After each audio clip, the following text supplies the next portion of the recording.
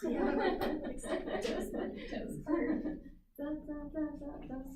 things. All right. Welcome, first clinical review. No, it's a bit, because it's, yeah, it was supposed to be every Monday, but the day you guys would have been really good, we kind of rewarding you with a first clinical review, and that's primary. Yay. Yeah, so basically these reviews are usually, I do that from, I take over a disease, I just go over some basic pathophysiology, or sometimes physiology, depends on what we are doing, and then I just go over therapeutics or sometimes go over medication. So in these, either a clinical disease review, or clinical subject, or with definitely emphasis on drugs. So topic for this day is that to talk about inflammatory bowel diseases and tell you the differences between Crohn's and ulcerative colitis, and talk about how we diagnose. So we do it like a pharmacotherapeutic lecture. So it's going to be disease definition, clinical presentation, epidemiology, etiology, staging, and management, of course, with emphasis on drugs. And so yeah, if you have any question, just let me know. First of all, before I start, I'll go over the digestive system. The basic part of the digestive system is going to be very relevant for your diagnosis and going to be very relevant for medications too. So just to start from the mouth into the esophagus, then the stomach, which is basically an inflammatory bowel disease is usually basically an lower intestine kind of disease. However, for Crohn's disease, it's not the case. Then we're going to be starting with the small intestine. So the first part of the small intestine is known as the, yep, that's the duodenum, followed by the jejunum, and finally the longest one, which is about 1.5 meters long, which is known as the ileum. Then start the large intestine, here's the appendix, followed by the ascending colon. Then there's a flexure here, and since the liver is here, we call this flex here the hepatic flexure, the HF. And that goes diagonal, so it's a transverse colon. There's another flexure here, and there's a liver, what's on this side? Pancreas. Oh, the pancreas is here. Spleen. Yep, it's the splenic flexure. And then the descending colon, and then the sigmoid, followed by the big reservoir called the rectum, and finally the anus. Okay, so especially knowing these sections are very important. This is going to be pharmacologically relevant when we talk about brand names and the different mesalamine products. Again, big review. There's the liver, here's the gallbladder, here's the hepatic duct, the bile duct, the common hepatic duct. The common hepatic duct travel down, open with the pancreatic duct to make the common bile duct, which opens to the duodenum. Here, all the pancreatic juice and bile salts from the liver get secreted. Okay? It's a bit messy here, but it's not going to be relevant for what we're going to talk about. So, first of all, what is inflammatory bowel disease? Inflammatory bowel diseases is a kind of a family of basically two diseases where it's an autoimmune colitis or autoimmune ileitis or just autoimmune destruction of the GI tract. So your immune system kind of goes into haywire, becomes psychotic, contracts some kind of a weird antigen, maybe a viral infection or some bacterial infection, gastro of course, or some environmental with some family history and some ethnicities susceptible to, your body will start making antibodies, and these antibodies will be directed against your GI mucosa, a certain part of the GI mucosa, and the pathophysiology of the pathology of the disease, and extent of disease spreading will determine Crohn's versus ulcerative, as we're going to see shortly. It's like rheumatoid arthritis, but instead of your joints, it's going to be your bowels. And of course, just like when we say autoimmune disease, there are some concepts. First of all, it's chronic. It has a relapsing remitting pattern with some progression in between, of course. Cure is not going to be there. Treatment is going to be to induce a remission, maintain a remission, long-term immune suppression, and minimization of long-term side effects, especially from steroids and other medications. There is also, when we talk about autoimmune disease, there will be GI symptoms that are basically where the disease is, and definitely there is always systemic symptoms and extra GI symptoms.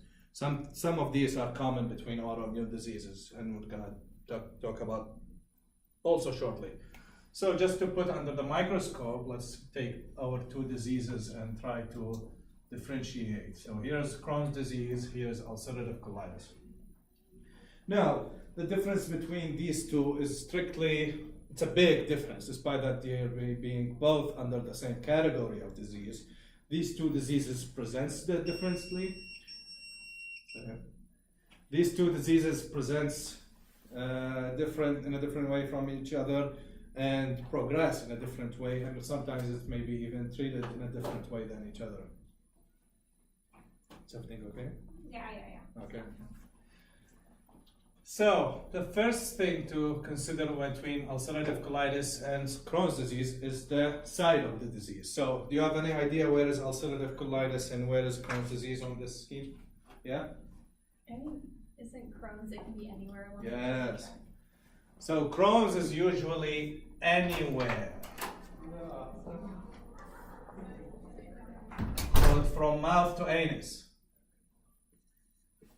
It can occur anywhere, but 60% of the time it's usually in the ileum.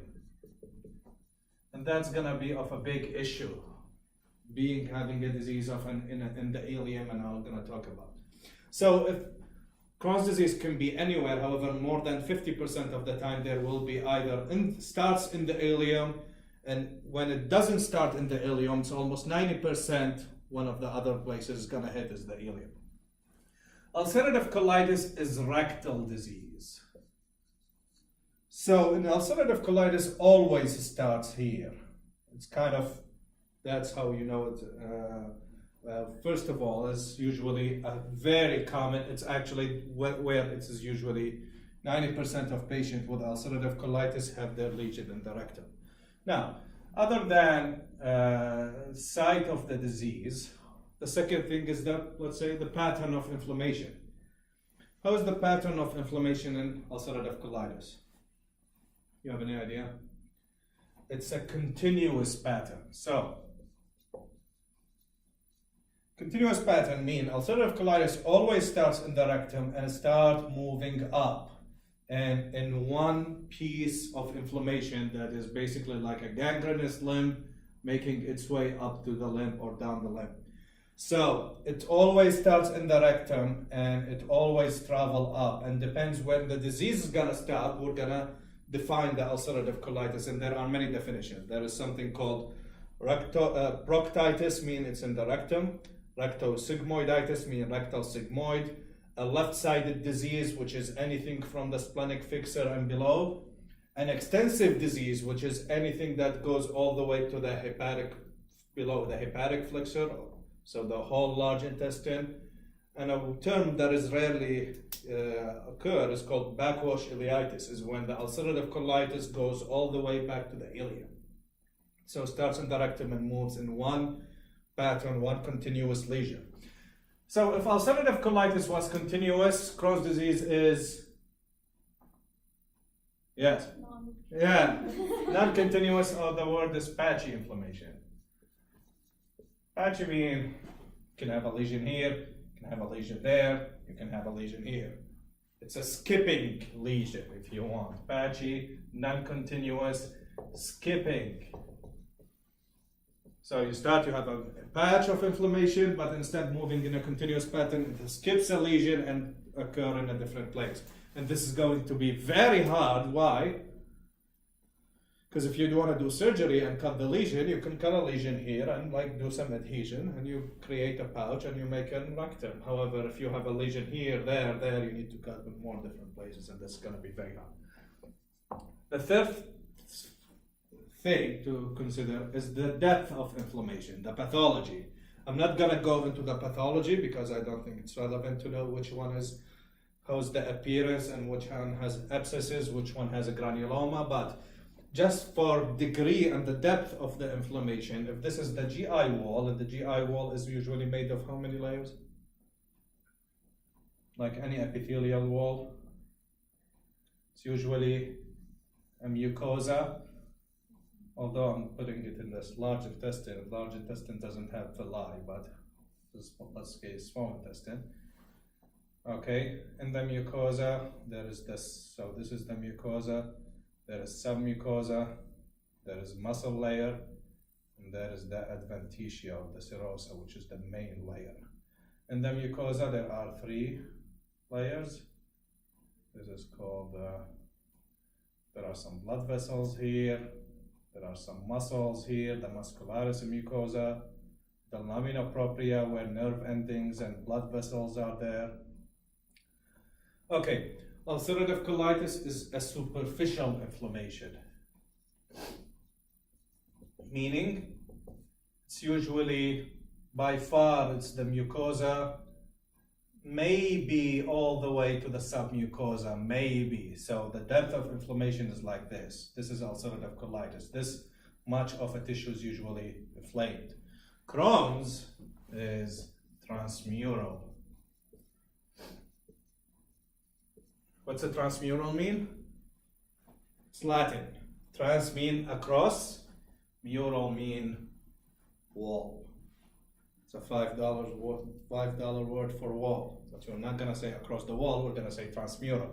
So Crohn's disease is usually deep, and it can go all the way to the adventitia.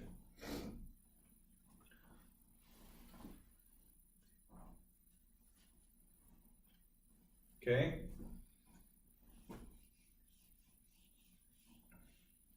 Now, so far, who's winning in terms of being worse? Crohn's. Yep. Crohn's is winning. Now, let's take other factors to consider. Now, perianal complication, which is any kind of complication around the anal area, which are basically hemorrhoids, fissures, and fistulas. These are called perianal complication, and perianal complication are rare with ulcerative, however, very common. So hemorrhoids, fissures, and a fistula are all very common with Crohn's. Now, you know what a hemorrhoid is, right? I guess, right? What's a fissure?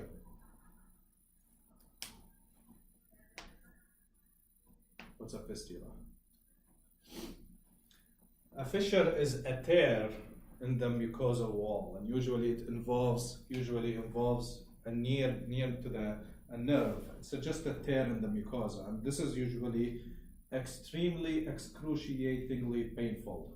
Patient often presents with fever, with anxiety, very pain, tachycardic, signs of systemic inflammation. And usually the treatment is surgery. When you have a fissure, you don't go and touch the fissure because the patient will scream out of pain, probably lose consciousness. What's a fistula?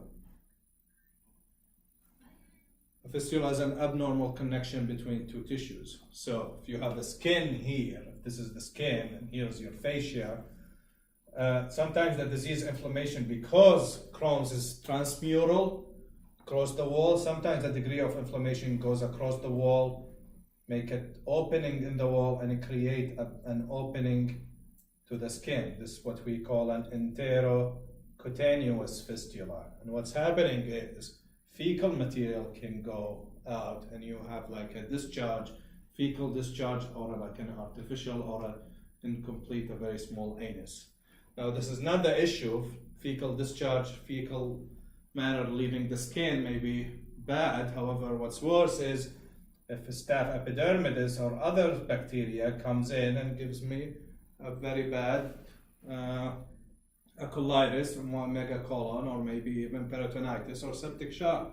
So fistula, just like fissure, must be intervened right away, usually treated with surgery. Sometimes you start medication, a strong, potent immunosuppressant with antibiotics, and consideration for surgery to correct the fistula or the fissure. And hemorrhoids is hemorrhoids. I'm not gonna waste time on hemorrhoids. So far, yeah, Crohn's is winning. In terms of kidney stones, before I talk about kidney stones, let's talk about malabsorption. Which one has malabsorption? Yes, no. Crohn's. Why Crohn's has malabsorption? It mostly affects the small intestine where absorption occurs. Excellent. There's no minimal, less than 3% absorption in the large intestine. So malabsorption is not going to be an issue with, unless you have a backwash ileitis going to the ileum, then maybe. But malabsorption is common if ileum involvement or any small intestine. And given that more than 50% is in the ileum, you bet there will be some malabsorption here. When we talk about malabsorption, we mean two things: chronic diarrhea and fat soluble deficiency. So fat, which are ADEK, deficiency, fat soluble vitamin deficiency, and like some other stuff like B12 deficiency, also iron deficiency. 6, kidney stones. This may sound weird. What about kidney stones? Kidney stones also not common with ulcerative colitis. Kidney stones is associated with Crohn's. Now, why kidney stones are associated with Crohn's? So it takes some time to think about, but usually what's going on is in our diet we have oxalate and we have calcium. And usually calcium binds to oxalate in the gut and doesn't make it get absorbed, so it makes its own. However, when you have malabsorption, especially vitamin D deficiency, calcium would be minimal, and therefore oxalate absorption will increase because there's no calcium to bind it. When the oxalate absorbed, goes to the kidney, finds calcium in the kidney, binds to it there in the kidney and make a kidney stone. So kidney stones are also common if you have malabsorption. So kidney stones follows malabsorption. Last but not least, 7, for ulcerative colitis, a type of toxicity called TMC, toxic megacolon, which is very common and deadly. I'm not going to say very common, but it's usually associated with fulminant ulcerative colitis, poorly controlled ulcerative colitis. Very severe ulcerative colitis can develop to TMC.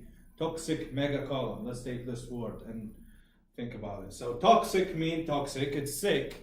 Mega means big, colon is colon. So what's going on is usually the degree of inflammation goes very bad in ulcerative colitis. It's sometimes in the mucosa there are some connective tissue that holds your colon intact, that keeps a certain diameter for your colon. And if sometimes these ligaments can go up, can be wasted by inflammation, therefore your colon will start to distend, and the lumen diameter, if it goes above 6 centimeters, this is what we call a toxic megacolon. This is a medical emergency. It needs surgery to be right now. Patient must be on NPO because any presence of food or any presence of peristalsis could rupture their colon, and if your colon rupture or gets perforated, you are again 80% mortality because fecal material and bacteria will disseminate to the peritoneum, and from the peritoneum to the blood, and then you got septic shock. So toxic megacolon, IV, total parenteral nutrition, and excessive hydration, pulse steroids or cyclosporin, infliximab maybe, and surgery right now, consider colectomy, cutting off the colon. TMC is very rare with Crohn's. Actually, it doesn't happen, rare. Finally, colon cancer. Which one has higher risk of colon cancer? CC. Colon or rectal? CRC. Colorectal carcinoma. Yeah?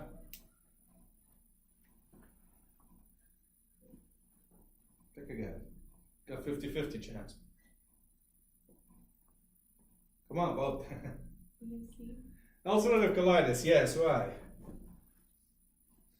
Because 50-50 ulcerative chance. colitis, it is a disease of the rectum. So, in other words, some sources mistakenly put that ulcerative colitis is associated with higher risk of colon cancer.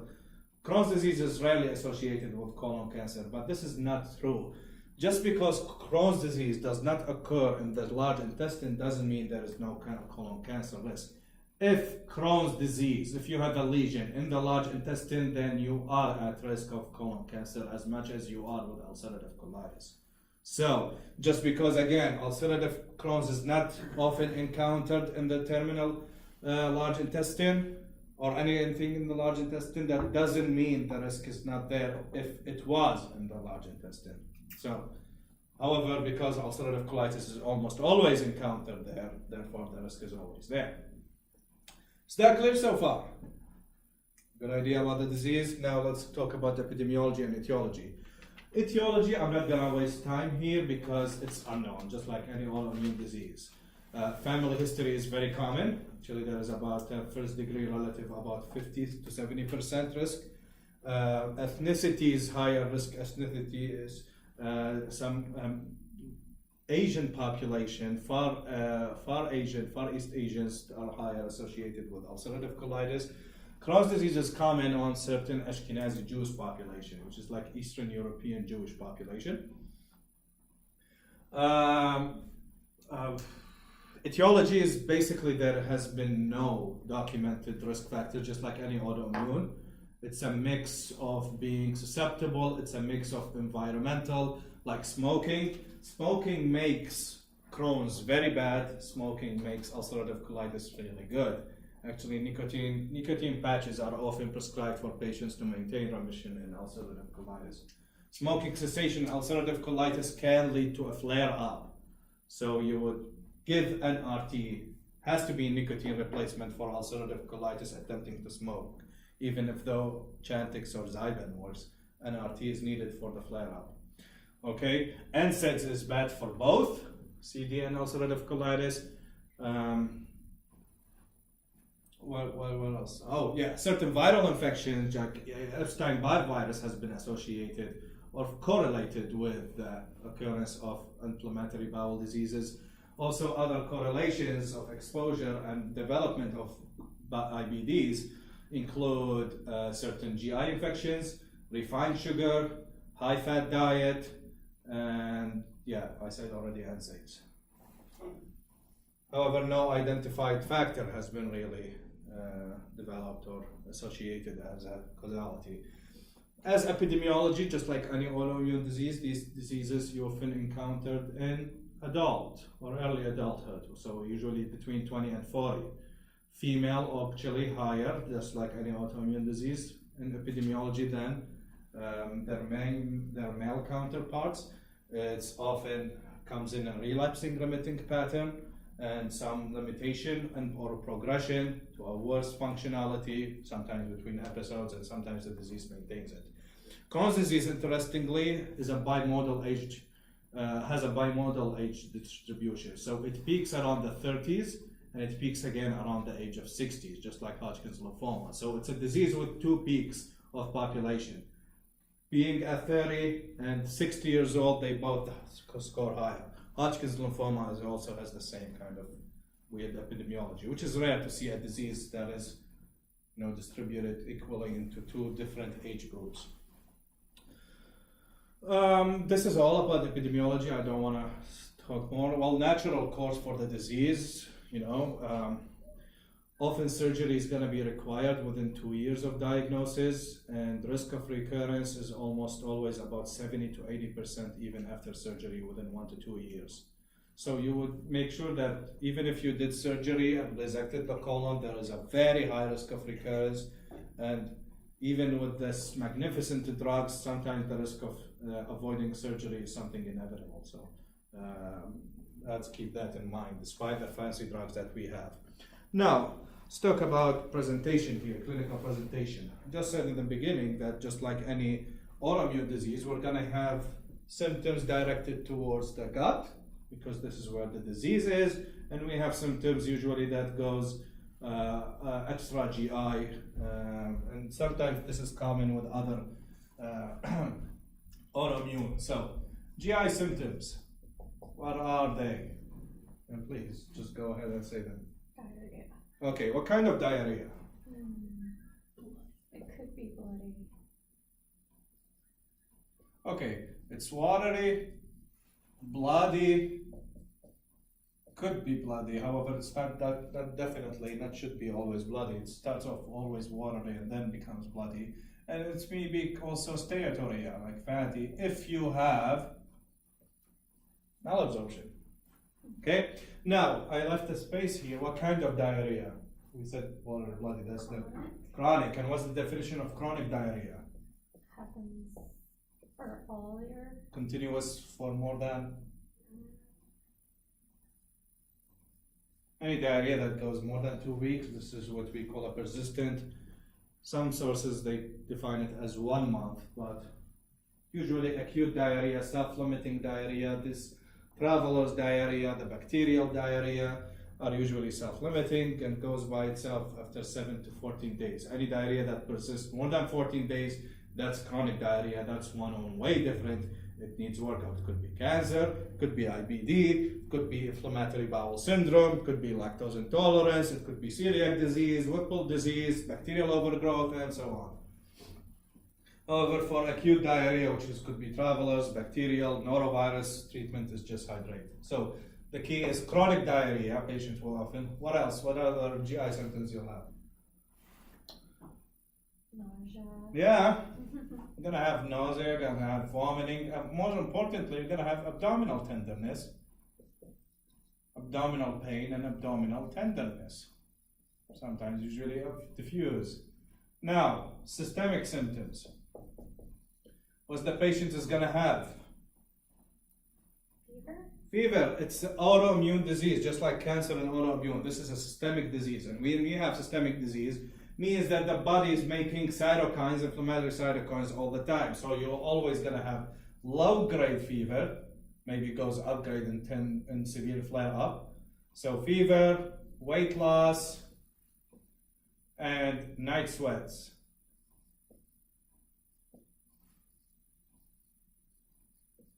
What else? Patients will often have fatigue from malabsorption or from, again, living. They will be anemic, either from blood loss from dietary deficiencies, but mostly from blood loss. And you don't have to see blood in the stool to be anemic. If you have a right-sided disease, if you're losing blood here, you won't see it in the stool. If you're losing blood here, you would see it in the stool. That's why colon cancer is not always, if you have a right-sided colon cancer, the presenting symptom could be just often anemia without any blood in the stool. So that's why stool guaiac and all of these are not, if you have a right-sided disease, you may not see the blood, so you will see only anemia. Okay? Fatigue, anemia, and some other. Now, we have extra GI symptoms, which are often sign of the disease becoming too overwhelming and it's now involving that other part of the body. And usually treatment of these extra GI symptoms requires treatment of the original disease with some exceptions. So, some extra GI, these are related to the chronic inflammation. These are kind of like a disease progression outside the GI. So, you would have non-deformative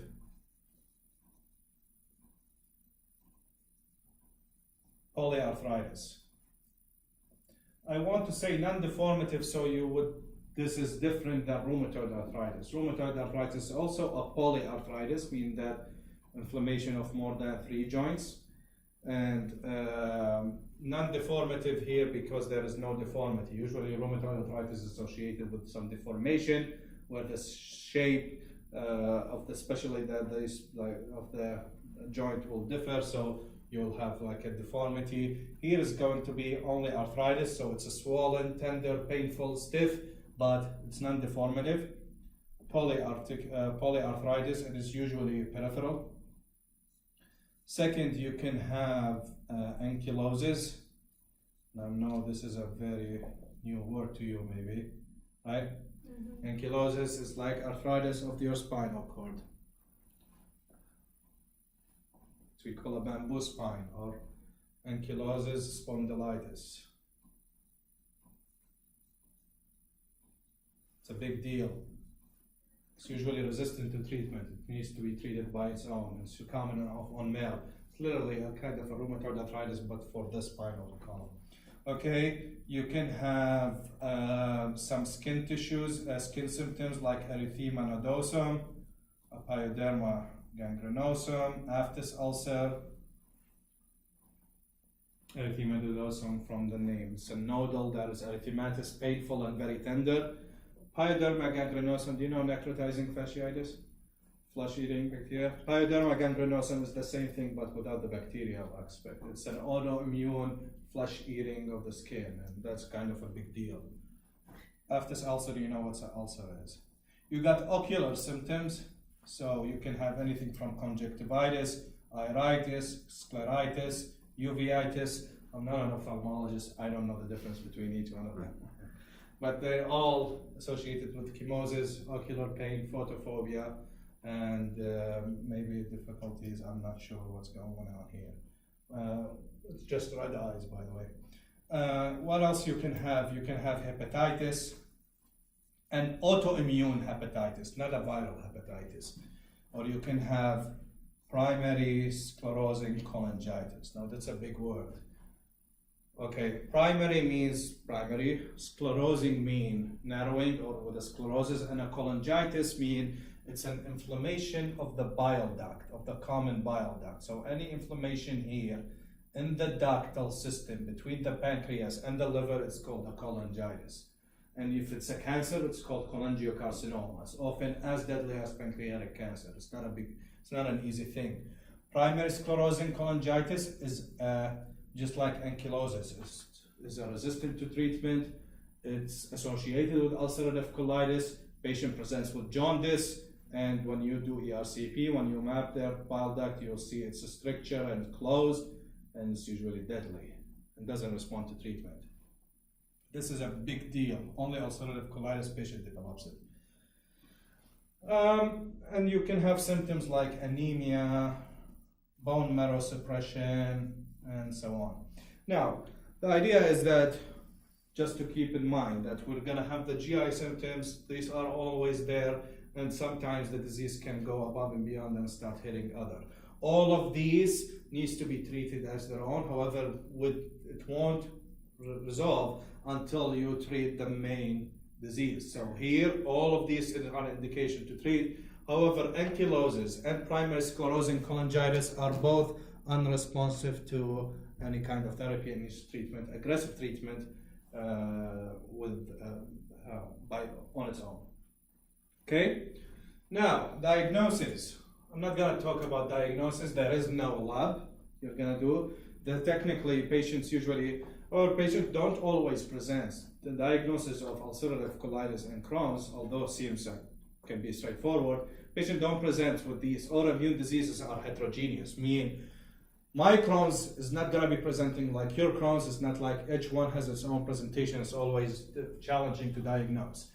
So usually the workup for Crohn's and ulcerative is usually associated with many differentials. So you would see a big lab order, but you would look for, ANA, rheumatoid factors, some lupus antibodies.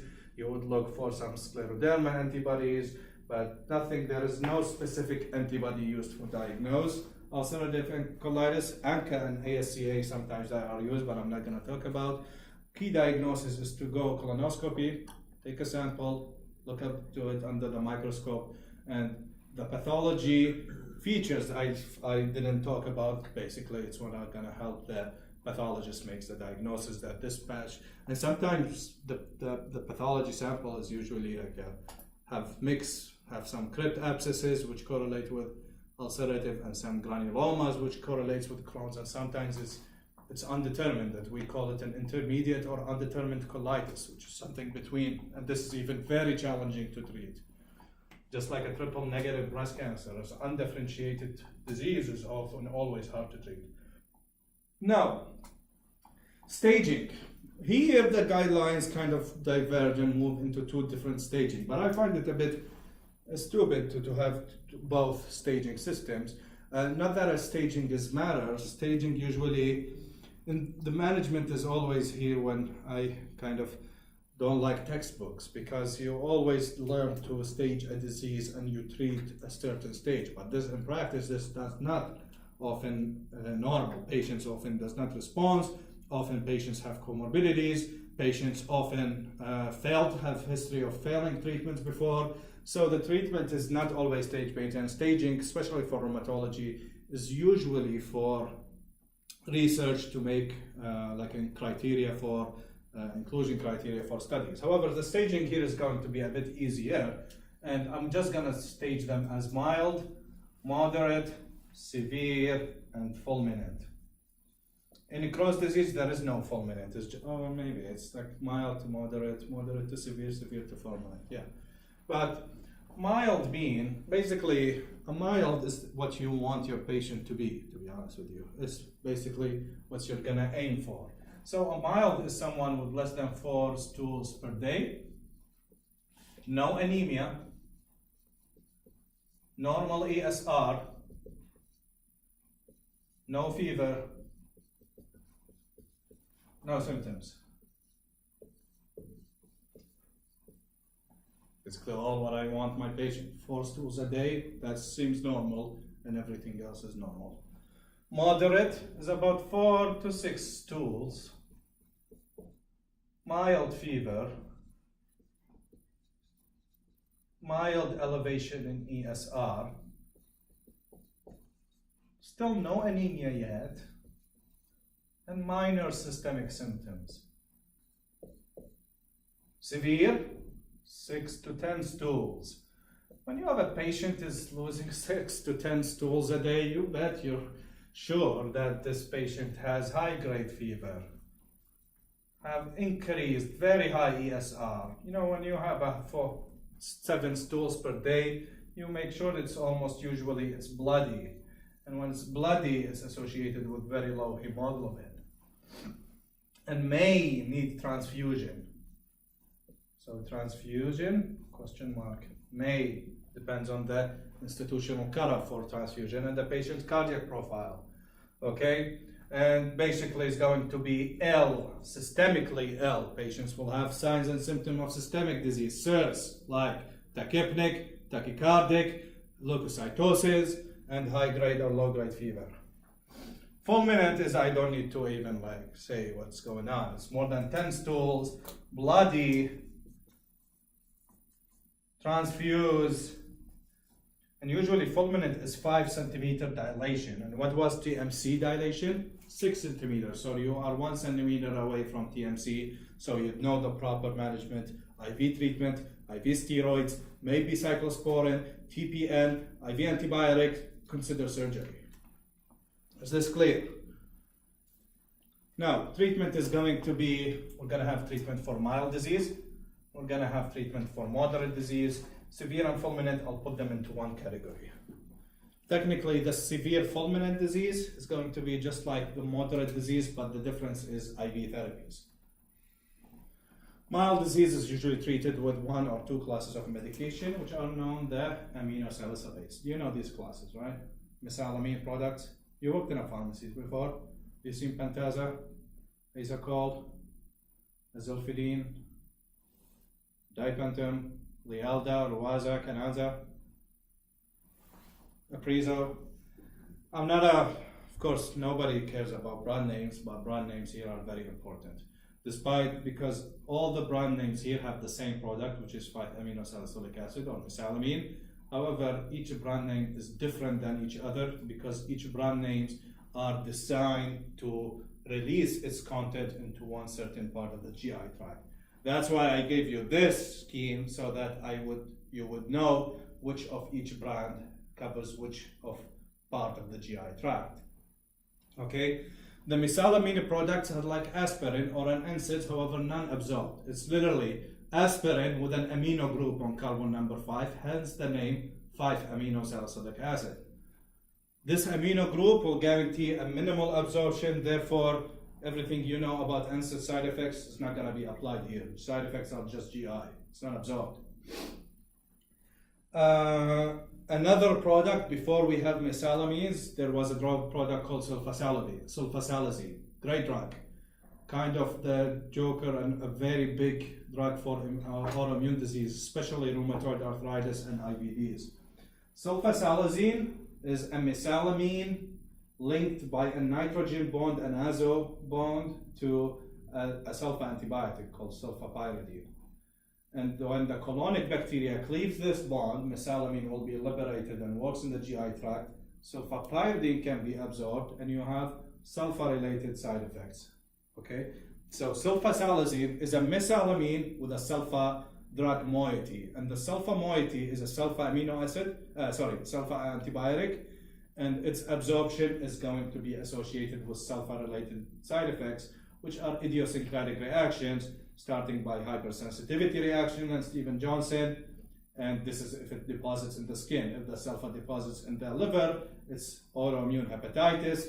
If it's in the kidney, it's nephritis. If it's in the lung, it's pneumonitis. If it's in the pancreas, pancreatitis. If it's in the bone marrow, it's marrow suppression. Is that clear? But because the skin is the biggest organ, often sulfa drugs, sulfa allergies are almost always skin related, but that's not the case. It can happen any tissue, and whenever any tissue deposits of sulfa, elicit immune reaction and you start having symptoms. Okay, this is sulfasalazine, and the rest of it's just mesalamine, which I'm going to talk about right now. Okay, if you have a mild disease, a mild to moderate disease, where you can tolerate oral and the patient has no previous treatment before, we're gonna be treating the patient for the first time. If we have mild to moderate disease, usually we treat with oral medications, and let's talk about treatment of mild disease. So if you have mild disease, your treatment is going to be induce a remission and maintain a remission. Like a classic rule of thumb, but you maintain your remission with whatever you started as induction and 50% of that dose. So I'm talking about mild disease here. I'm not talking about moderate to severe. Okay, for mild doses, so mild, we have five ASA products. 5 amino salicylic acid products are going to be, and I will put a table here at location. So this is the brand, and this is the location where it opens, or which part of the gut it covers.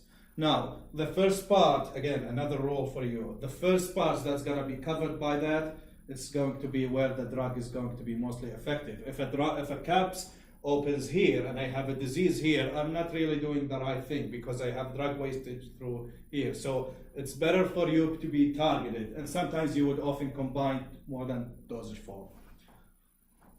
So the brand, if you have Asacol, Lialda, Pantasa, Aprizo. There are generics, and generics are generics of Lialda and Asacol. There is something called Canaza. There's something called Ruwaza. And there's a famous sulfasalazine. So there's a drug called Olsalazine, and another drug called Balsalazide. These are very expensive and you won't see it. But this is, oh, by the way, these three are generics. These are not brand names. This is called Azolfidine, this is called Dipentum, and Balsalazide, I think it's called Clozal or something like that. This is very, very expensive, but just keep it in mind. Okay, all of these are a special design dosage form where it is designed to be opened by the colonic bacteria and liberates the mesalamine from a compound or a molecule that's usually an inert molecule. So azacol is designed to open here. So azacol is usually defines the terminal ileum and the colon. Lialda opens up in the colon only. Pentasa, all GI tract, or small intestine, SI, and large intestine, or colon. So this is the one to choose if you have disease that is all the way from the from the duodenum to the rectum. Aprizo is only colon. I think aprizo, is terminal ileum plus colon. When I say terminal ileum here, with the colon. Canaza means suppository.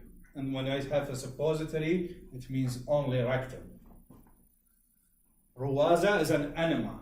And when I say enema, it means rectum plus sigmoidal colon, so this side of the disease. Sulfasalazine is colon, all-salazine, balsalazide, all of these are just colons. So everything is colon, pentasa is everything. Azacol and aprizo are ileum and colon, and the suppository is just the rectum, and the enema is rectum and sigmoid colon. So that's clear. All right. Now, usually the induction dose is usually, I'm not gonna put it here, but it's usually 4 to 6 grams if it's sulfasalazine, 2 to 4 grams if it's mesalamine. This comes in all kinds of doses. I don't want you to know the dose, I want you to know the total daily dose. If you're doing induction, it's usually 4 grams with mesalamine and 4 to 6 grams with sulfasalazine. And usually they come in 500 milligrams, so 2 tablets 3 times per day or so on. Okay, and your maintenance dose is going to be 50%. So here it's going to be 2 to 4 grams per day, and here it's going to be, again, 50% of whatever dose achieved at induction. If you're doing suppository and you achieved induction in 1 suppository per day, your maintenance will be a suppository every other day. Does that make sense? Or a lower dose. Now, general rules here. If I tell you I have a disease that is right-sided, that's here, an ulcerative colitis that is here, and all the way involve this section. What is the best thing you would use here? You may combine more than one.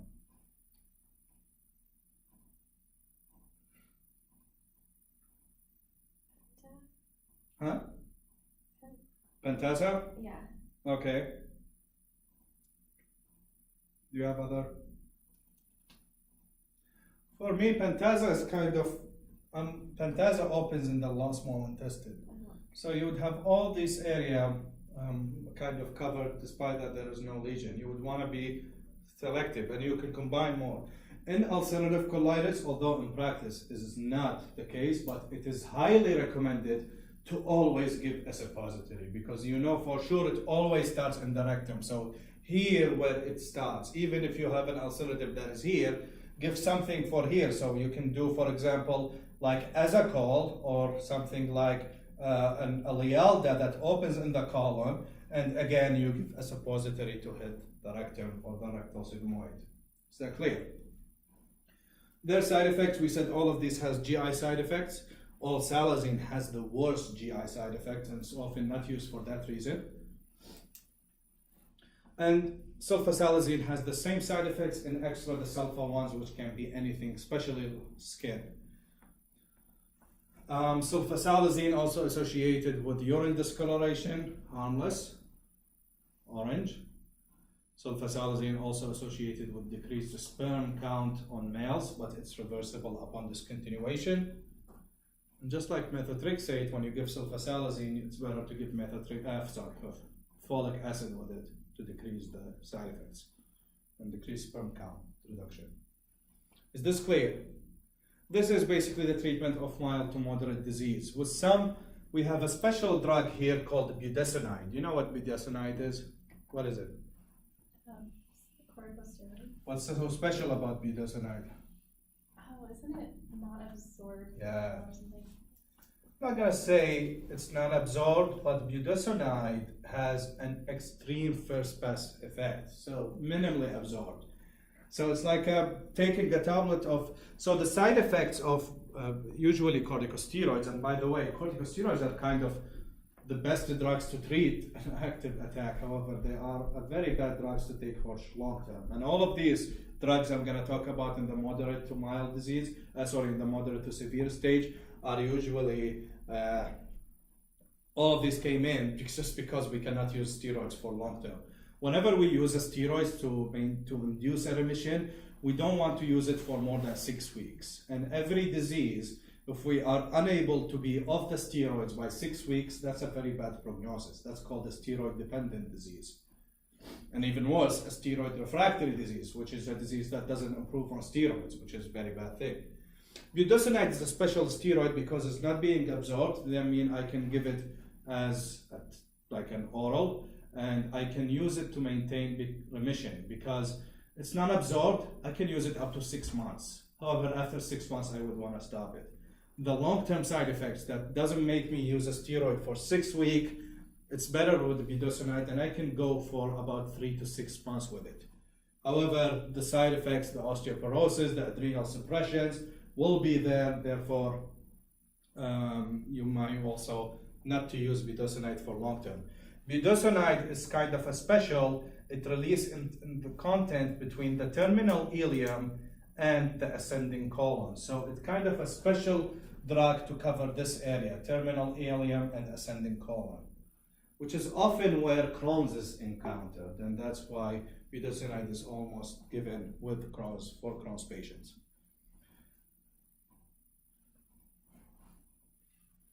Two other information. If you have a perianal disease, an anal Crohn, or a mild Crohn with anal complication, give metronidazole. Why? I don't know. Literally, I don't know. Nobody knows. But it works perfectly. They say, oh, it's an anaerobic bacteria, but nonsense. You can give Cipro and the patient also do good. And Cipro has no anaerobic coverage, so it's not anaerobes clearly. That is something else. And metronidazole and Cipro has nothing, no shared spectrum of microbial activity. So what's going on? I don't know. But perianal complication, metronidazole is often good. If you cannot do metro, do Cipro. Often high dose. But this is for anal Crohn, Crohn near the anal area, or perianal complication in a mild Crohn. A perianal complication in moderate Crohn, that's a different thing. You need something stronger. Maybe an antibiotic, but something more. So for moderate disease and severe disease, you have two choices. You have many choices technically, but two kind of approaches of therapy, and you can use either, you can switch later, depends again on the patient's complications, the patient comorbidities, patient preference, cost and insurance coverage. So for any moderate disease, you have two approaches, either approach plan A or plan B. Plan A is to use steroids, so prednisone, 1 mg per kg of PRAD for about 4 to 6 weeks to induce a remission. And when you start the prednisone, you would want to have something started with it to maintain the remission. So the drug to think about here is either azathioprine, AZA, or its metabolite 6-MP, 6-mercaptopurine, Imuran. Forgot what it's called. Imuran, or its active metabolite is 6-MP. These are, you know how these drugs work? These drugs inhibit purine synthesis. So inhibit the synthesis of A and G. At high doses, we use them in onc.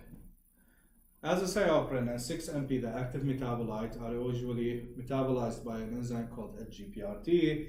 I'm not going to go to the details, but these inhibit purine synthesis. And purine are usually utilized by T cells to make cytokines. So They are immunosuppressant. Their onset of action is around 6 months. They need 6 months to work. Therefore, you're gonna start with the steroid and you continue with the steroid in this until this one kicks in. And once by the end, once the azathioprine start to kick in, you will taper down the steroid and stop your steroid within six weeks up to maximum 3 months. And if you cannot do that, that means you have a steroid dependent disease, and that's very bad. Azathioprine and 6-MP, these are, by the way, oral. The dose here is 100, here is 50 because it's half the dose, or you can do 2 to 2.5 mg per kg. If this is 2 to 2.5, this will be 1.5 to 1 mg per kg per day. You would want to do a genomic test before azathioprine and 6-MP called TMPT.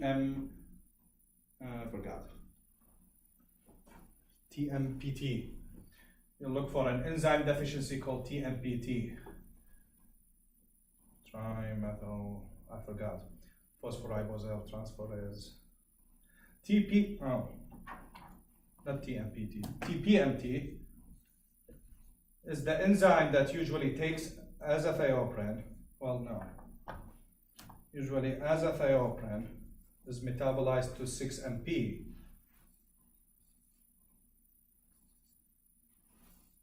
This is active. 6-MP is metabolized by TPMT to 6-TG, 6-thioguanine, which is inactive. So if you lack this enzyme, basically you cannot metabolize it and you have profound immune suppression. So especially Asian population, they usually before they start, they look for TPMT deficiency. What else? These drugs are extremely immunosuppressive, so you would anticipate the immunosuppression. T-cell immunity, definitely. So long-term is associated also with hepatitis, nephritis, and bone marrow suppression. They're also associated with T-cell malignancy, T-cell tumor. This is one approach. You can do approach B, which is basically, I'm just gonna mention it right here, but I'm not gonna talk about because I have another clinical review on biologics, and I will mention these classes in the biologics. But do you have idea about what the classes I'm talking about here? Like Humira, Enbrel. Yeah, what are these? Oh, they're TNF alpha. Enbrel is a great drug, a TNF alpha inhibitor for rheumatoid arthritis. Enbrel doesn't work at all for IBDs. It's a different. Enbrel is etanercept. It's a fusion protein. The other, Humira, Remicade, Simponi, Cimzia, these are all monoclonal antibodies. Enbrel, which is etanercept, is a fusion protein. It's a decoy receptor. These are the famous TNF alpha inhibitors, and known as, we have infliximab. This is IV. We have adalimumab. This is subQ. Certolizumab. SubQ. Golimumab, which is also subQ, and there is an IV formulation. These drugs have the potential to induce and maintain a remission. So they are, unlike here, where I have this kind of approach where I need to use a steroid and then azathioprine and then taper down the steroid and up taper the azathioprine. I can just simply use one of these and that's it. But these are expensive. These are associated with very bad side effects, which I'm going to cover later. We're out of time here. And don't worry, I always make sure that you know that your TNF alpha inhibitors are some biologics. So, in a nutshell, a severe disease is going to be treated the same way, but instead of oral opioid, is going to be IV methyloprid or IV hydrocortisone, or the TNF alpha inhibitor pathway. Sometimes when you have a disease that does not respond either to steroids or TNF alpha inhibitor, you would do IV cyclosporin and consider surgery.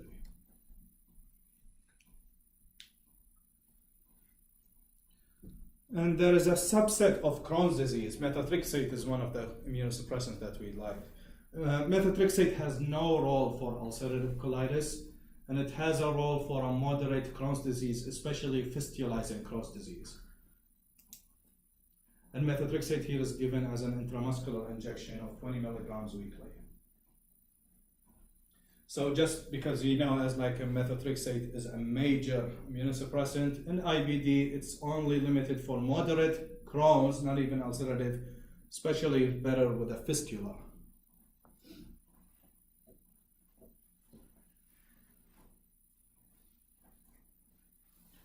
Again, anything on TNF-alpha details on dosing and side effects, this is later. But you know, once you start with these drugs, that's it. That's all the way till the end. Questions?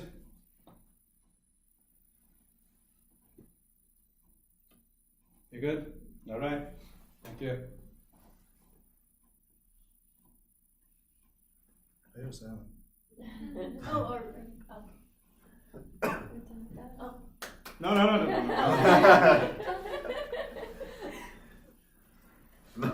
I was like, wait, there's still No. severe. Oh, what? Severe? Oh, that was the IV. Yeah, Or- severe is oh, the okay. same thing, but it's IV steroid, and if it does not respond, it's IV cyclosporin. Severe and moderate is treated the same way, but it's just higher doses and IV steroids rather than oral. Thank you. Thank you.